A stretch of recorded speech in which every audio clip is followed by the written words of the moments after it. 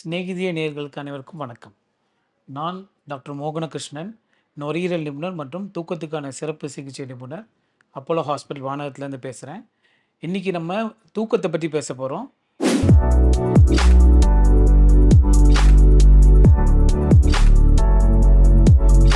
தூக்கம் எவ்வளோ முக்கியம்னு நம்ம எல்லாருக்குமே தெரியும். இப்போது இருக்க தலைமுறைகளும் சரி, வயசானவங்களும் சரி, தூக்கத்தை ரொம்ப மிஸ் பண்ணுறாங்க. தூக்கத்தால் பல ப்ராப்ளம்ஸ் வருது. எஸ்பெஷலி தூக்கத்தினால அதிக தூக்கம் போனாலும் சரி, தூக்கம் இல்லாதனாலும் சரி, பேஷண்ட்ஸ் நிறைய பேர் ரொம்ப சஃபர் ஆகிறாங்க. ஸோ நம்மளே பார்த்துருப்போம், நம்ம ஒரு நாளைக்கு மினிமம் ஒரு 6லேருந்து 8 மணி நேரமாவது தூங்கணும். பட் இப்போ இருக்க நவீன உலகத்தில் தூக்கத்தை ரொம்ப கம்மியாக தான் யூஸ் பண்ணுறோம். அதை தூங்குறத சோம்பேறின்னு நினைக்கிறாங்க சில பேர். பட் அப்படி கிடையாது. குறைஞ்சது 6லேருந்து 8 மணி நேரம் நம்ம தூங்கலைன்னா நம்ம உடம்புக்கு தேவையான ரிப்பேர் ஒர்க், மூளைக்கு தேவையான எனர்ஜி எதுவுமே நமக்கு கிடைக்காம போகும். இப்போ நம்ம இந்த நிகழ்ச்சி மூலமா என்ன முக்கியமா சொல்ல வரோம்னா, தூக்கத்தில வர ப்ராப்ளம்ஸ். நம்ம எல்லாருமே காமனா நினைக்கிறது இந்த கொரட்டை. கொரட்டைய வந்து நம்ம அட்ஜஸ்ட் பண்ணிட்டே இருக்கணும். கொரட்டைன்றது எல்லாருக்கும் வரது தானே காமன் அப்படின்னு நம்ம நினைக்கலாம். பட் கொரட்டையால பல ப்ராப்ளங்கள்ஸ் வருது பேஷண்ட்ஸ்க்கு. ஸோ மக்கள் வந்து நார்மலா ஒரு சின்ன சவுண்ட் வந்தாலே டிஸ்டர்ப் ஆகக்கூடிய நிறைய பேர் இருக்காங்க. அதில அதிகமான கொரட்டையில பல வீட்ல ப்ராப்ளம்ஸ் வருது. பல பேர் அவங்க தூக்கத்த இழக்கிறாங்க. அவங்க கூட படுக்கிறவங்க, எஸ்பெஷலி விமன் அவங்க தூக்கத்த இழக்கிறாங்க. ஸோ இந்த மாரி கண்டிஷன நம்மளால ட்ரீட் பண்ண முடியுமா? இந்த மாரி கொரட்ட வந்து அது எதாவது ப்ராப்ளமா? அப்படின்ற ஒரு அவேர்னஸ்க்காக தான் நான் உங்ககிட்ட பேசணும்னு ஆசைப்படுறேன். ஸோ அதிகமான கொரட்ட வரும்போது நம்ம சுவாச பாதையில தடை ஏற்படுது. ஸோ அப்போ நம்ம மூளைக்கு தேவையான ஆக்ஸிஜன் கிடைக்காம போகுது. ஸோ அதனால நம்ம உடம்புல ஆக்ஸிஜன் லெவல் குறையுது. அதனால தான் ஒரு நுரையீரல் நிபுணரா நான் தூக்கத்த பத்தி உங்ககிட்ட பேசுறேன். ஸோ தூங்கும்போது தேவையான ஆக்ஸிஜன் உடம்புல கிடைக்கவில்லை என்றால், அடுத்த ஒரு நாள் பொழுது, அடுத்த டே டைம்லயும் நம்ம சோர்வாவா தான் இருப்போம். ஸோ தூங்கி எழுந்திரிச்சோனே சில பேர் சோர்வா இருக்குன்னு சொல்றத கேள்விப்பட்டுருக்கோம். சில பேர் அதிகமா தூங்குவாங்க. நைட் நல்லா கொரட்ட வந்து தூங்கியிருப்பாங்க. பட் மார்னிங் எழுந்திரிச்சாலும் ரொம்ப டயர்டா இருக்கு, தூக்கம் பத்தலன்னு நினைப்பாங்க சில பேரு. சில பேர் ஆஃபீஸ்ல அமைதியா இருக்கும்போது தண்ணி அறியாம தூங்கிறது, இல்ல வீட்ல சும்மா இருந்தா தண்ணி அறியாம தூங்கிறது, ஒரு அளவுக்கு அதிகமான தூக்கம், டே டைம்ல கூட முழிக்க வேண்டிய தருணங்கள்ல கூட தூக்கத்த கண்ட்ரோல் பண்ண முடியாத அளவு தூக்கம் வருது. இது எல்லாமே தூக்கத்துக்கு வரக்கூடிய பிரச்சனை தான். இத நம்ம சிம்பிளா கடந்து போயிடலாமே, கொரட்ட தானே, இத நம்ம அட்ஜஸ்ட் பண்ணிக்கலாம் அப்படின்னு நம்ம எடுத்துக்கவே கூடாது.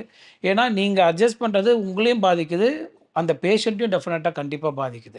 ஸோ ஒரு சின்ன கொரட்டை அதிக கொரட்டையா மாறும்போது, சுவாச தடை அதிகமாகுது. ஸோ மூளையோட ஆக்ஸிஜன் குறையுது. இதனால பிபி ரத்த அணுக்கள் அ ர ர பிபி அதிகமா ஷூட் அப் ஆவுது.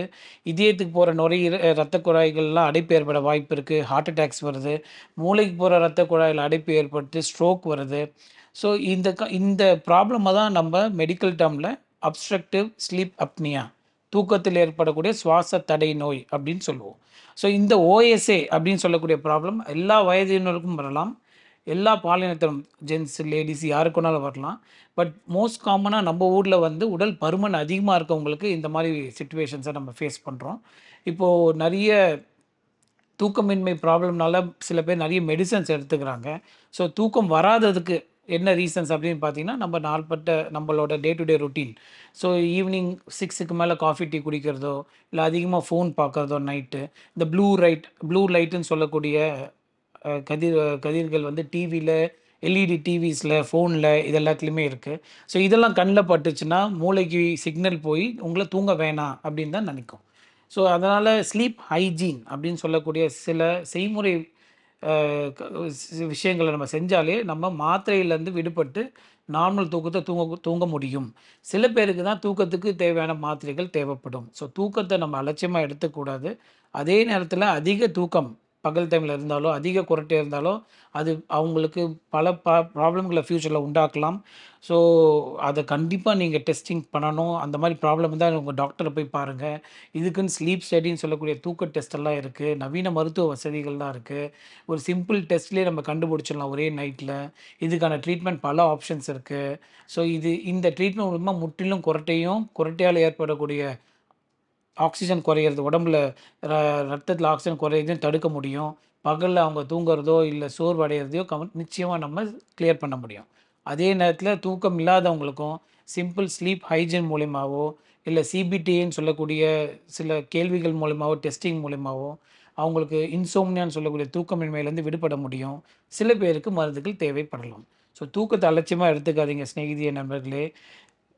தூக்கம் தான் நமக்கு ரொம்ப முக்கியம். நம்ம வாழ்க்கையில 1/3 3ல 1 பங்கு தூக்கத்துக்காக தான் செலவழிக்கிறோம். அந்த தூக்கத்த நிம்மதியா தூங்கணும். நம்மளும் நிம்மதியா தூங்கணும், நம்ம பக்கத்துல இருக்கிறவங்களும் நிம்மதியா தூங்கணும். இத தான் நான் உங்ககிட்ட கேட்டுக்கிறேன். இப்ப நெறைய பேர் பார்த்தீங்கன்னா, தூங்கும்போது இரவுல மது அருந்தி தூங்குற பழக்கம் இருக்கும். அவங்க என்ன நெனைப்பாங்கன்னா, மது அருந்தி தூங்கிட்டா நமக்கு வந்து நல்ல தூக்கம் வந்துரும். ஏன் அப்படி நினைக்கிறாங்கன்னு யாருமே அவங்கள கேட்டது கிடையாது. மது பிரியர்களா இருக்கிறத விட, சில பேர் தூக்கத்துக்காகவே ட்ரிங்க்ஸ் எடுத்துக்க ட்ரை பண்ணுவாங்க. அது என்னன்னு பார்த்தீங்கன்னா, அவங்களுக்கு தூங்கும்போது சுவாசத்தடை ஏற்படுது. அது அவங்களால உணர முடியுது. பட் ட்ரிங்க்ஸ் எடுத்து படுக்கும்போது, அவங்களோட பிரெயினுக்கு அந்த சிக்னல் போகாதனால, அவங்க நல்லா தூங்குறதா நெனைக்கிறாங்க. பட் அப்படி நிச்சயமா கிடையாது. அந்த நேரத்தில தான் அவங்களுக்கு கொரட்டை அதிகமாகவே வரும். ஏன்னா, நம்ம மது எடுத்துட்டோம்னா, கொஞ்சம் நேரங்கள் மது உடம்புல கலந்ததுக்கப்புறம், தொண்டையில சில மாறுதல்கள் ஏற்பட்டு, டீஹைட்ரேஷன் சொல்லக்கூடிய தன்மை ஏற்படுறனால தொண்டையெல்லாம் வறட்சி ஆயிடும். அப்ப பின்பகுதியில இருக்க தொண்டை, நாக்குகள்லாம் ஒட்டிக்கிறதுனால வைப்ரேஷன்ஸ் அதிகமா வரும். ஸோ, அதனால குடிச்சிட்டு ட்ரிங்க்ஸ் பண்ணி படுத்தா தான் அவங்களுக்கு அதிகமாவே கொரட்டை வரும். ஸோ, கொரட்டை நல்லா தூங்கணுன்றதுக்காக ட்ரிங்க்ஸ் பண்றது முற்றிலும் அவங்களுக்கு எதிர்மறையா தான் இருக்கும்ன்றது முக்கியம். அதே நேரத்தில பார்த்தீங்கன்னா, இந்த கொரட்டைய நம்ம சாதாரணமா எடுத்துக்க முடியாது.